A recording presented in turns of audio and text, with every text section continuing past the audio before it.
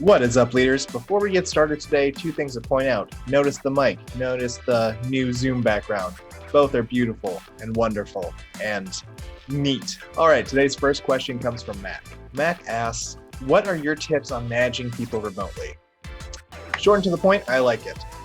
So when it comes to managing people remotely, obviously the biggest difference is that you can't physically see them, you can't physically be near them.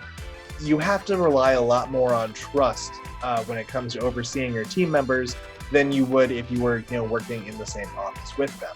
So when it comes to supervising people remotely, one, remember, you don't want to manage them, you want to lead them. So you're not trying to control what they do. You're just trying to tell them, hey, you got to do this. What can I do to support you in order to accomplish that? So when it comes to supervising people remotely, the number one thing you really have to do is really build up that trust. Because let's be honest, your employees are now in a position where they can be a lot more lax with their workday. They can take more breaks. They can dress how they want. They can get a majority of their work done without anyone seeing them. It could literally be weeks or months that they could go without having any face-to-face contact with you or anyone else from work. So that gives them an entirely new sense of freedom. And what you're going to hope is that they are responsible with that new sense of freedom and that they don't, give in to the temptations that would make them unproductive. So in all honesty, in my mind, this really isn't any different than normal leadership when you're supervising that team. It's going to be significantly different from management because you're going to have a lot less control, but as long as you're doing the leadership tactics, that really shouldn't make that much of a difference.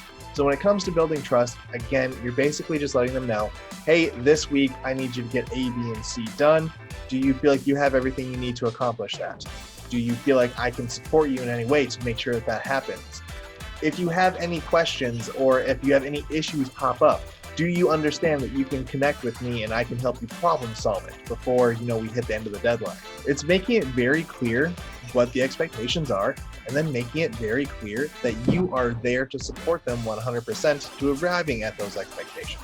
The only difference between, working remotely and working in the same office is a lack of control. And if you're really a good leader, you shouldn't really feel the need to control your employees. So there's not going to be that much of a difference. If you don't have that much experience in leadership and you are using mainly management styles, this is going to feel like a completely different world. It's very tough to let go of the reins, and a lot of people are going to struggle with that. But I think it's giving you the push and the pull that you need to take that step to start working towards leadership instead of management. You need to be able to trust your employees that they will do their work to a high standard and get it done by the time it needs to be done.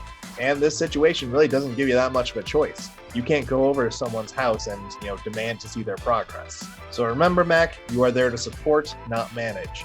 Let them know what the expectations are. Ask them what they need from you and make sure they know if any issues pop up or if there's any chance of them not being successful, that they come to you beforehand so you can work together to address that issue and still be successful. Thank you so much for that question. I hope this answer helps. Best of luck.